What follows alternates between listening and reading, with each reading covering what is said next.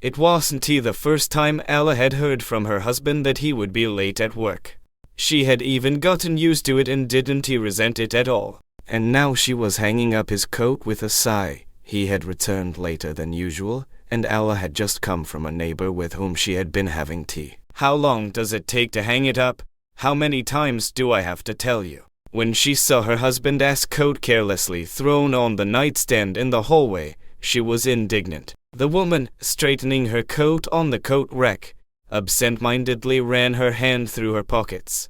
Suddenly her fingers fumbled for a small cylindrical object. Her heart twitched as Ella pulled out a bright red lipstick, maybe it as a present. It popped into her head, but it wasn't her birthday for a while yet, and the lipstick was bright red. Ella had never used it before. Plus it was the cheapest. Strange, very strange. "Joe, are you home?" Ella shouted, trying to hide the tremor in her voice. "Yes, honey, I am in the shower," came from the bathroom. Ella twirled the lipstick in her hands. Should I ask directly but something stopped her. No, she had to watch. What if it was just a misunderstanding? The next day, Joe was delayed again. "The project is on fire," he explained over the phone. "Very hot?"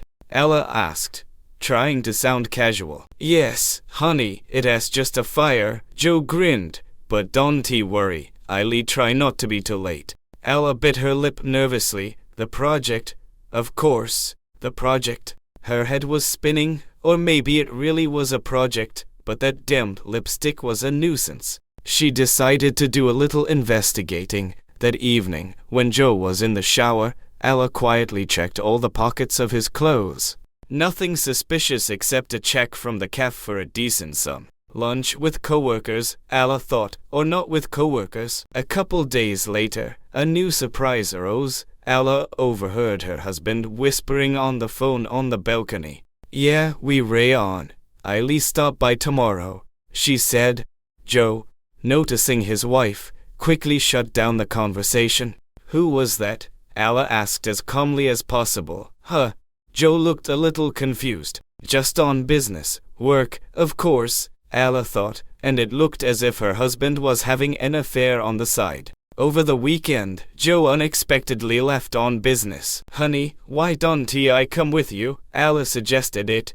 No, that's okay," Joe replied too hastily. "These are boring work issues. You won't be interested." As soon as the door closed behind him, Ella rushed to his laptop. She knew the password. Their wedding day, at least it hasn't changed, she thought bitterly as she typed in the numbers. The browser history was empty, clearly cleaned. That further reinforced her suspicions. That evening, while Joe was in the bathroom, Ella did something she'd never done before.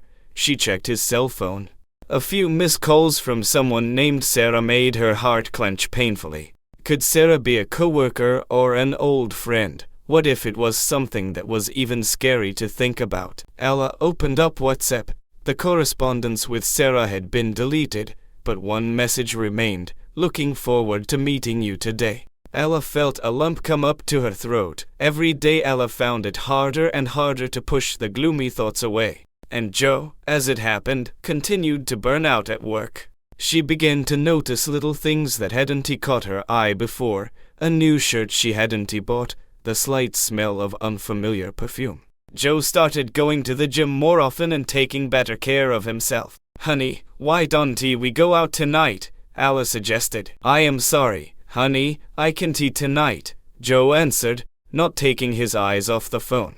"Maybe this weekend." But the weekend came, and Joe always found a reason to go out. Business, meeting friends, need to help a coworker. There were plenty of excuses. Ella couldn't find a place to go. She stopped sleeping at night, constantly replaying in her head all the oddities in her husband's behavior. Maybe she had missed something or behaved in some wrong way. One day she couldn't take it anymore and called her best friend, Sandy. "Sandy, I am going crazy." Ella sobbed into the phone. "I think Joe is cheating on me." "Okay, stop," Sandy said sternly. "Let us go through this in order." What happened? Ella told her friend everything about the lipstick, the phone calls, and the checks from the cafe. Sandy listened carefully. Ella, she said thoughtfully, maybe you Ray getting yourself worked up. Maybe he's really preparing some kind of surprise. What kind of surprise can last so long? Ella grinned bitterly. I don't know. Have you tried to talk to him? No, Ella admitted. I am afraid to hear the truth. Maybe you shouldn't be afraid. Sandy said softly, talk to him. Ella, it won't be any worse. But Ella didn't dare. She felt that if she voiced her suspicions, she would make them real. And as long as she kept quiet, she could pretend that everything was all right. On Monday, Joe again warned that he would be late. Supposedly, reports were urgent. And then Ella decided it was time to find out the truth, no matter how bitter it was. Exhausted by suspicions, she took a day off work and decided to follow her husband. Her heart raced as she watched Joe get into the car and drive away. Ella got into the cab and asked to follow. God, what am I doing? Flashed through her mind, but it was too late to back out. Just don't miss that gray Toyota? She asked the cabbie. Is this the first time you've tracked down your husband? He grinned. Why would you? Come on, you can tell. Don't worry, we won't miss him. Ella fidgeted nervously with the strap of her purse. All sorts of scenarios were running through her head, one worse than the other. Now they would drive up to some restaurant and Joe would meet a gorgeous blonde. Or to a hotel. But to Ella's surprise, Joe arrived at their summer house. Why would he need a summer house in the middle of the work week? Here we are, said the cab driver. Shall I wait for you? No, thank you, Ella replied absently, keeping her eyes on the cottage. After paying, she tiptoed toward the cottage, where some noise was coming from. Her heart was ready to jump out of her chest. Everything was clear to Ella now. Opening the door, she froze on the threshold. What she saw was extremely unexpected. There were red marks on the plastic walls of the house, and in the middle of the room stood a surprised Joe with the lipstick in his hand. Surprise, didn't he work out, did it? He smiled guiltily, scratching the back of his head. I wanted to get the cottage organized for our anniversary. You know, make it nice and cozy. Sarah, the designer, helped me figure out how to arrange the furniture. It asked just a little bit more. Ella stood there, unable to say a word. There was only one thing on her mind. Designer Sarah, why the lipstick?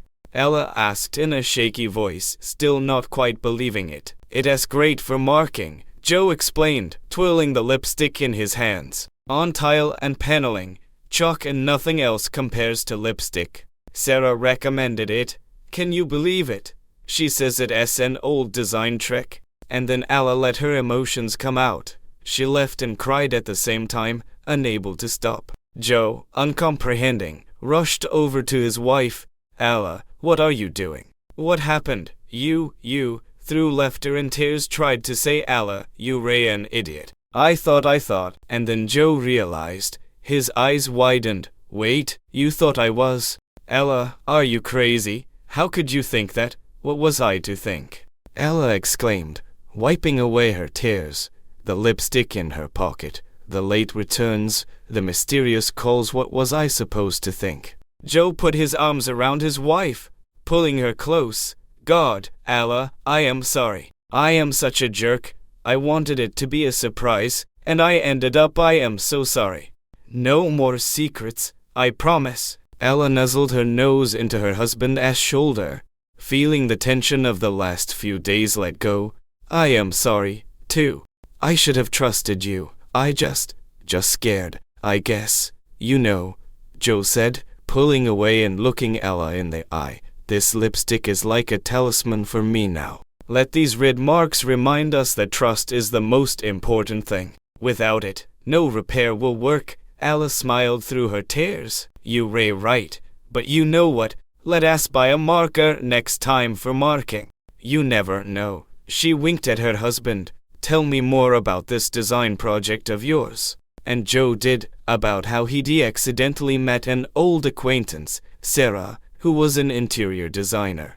How he got the idea to surprise Ella on their anniversary by renovating their old cottage. How he secretly came here after work to get everything done on time. Sometimes our fears are just a play of the imagination. And what seems suspicious, in fact, may turn out to be the most innocent and even sweet. The main thing is not to be afraid to talk to each other, to trust and believe in the best. And Ella and Joe managed the renovation just in time for their anniversary. And every time they came to the cottage, they remembered this story with a smile.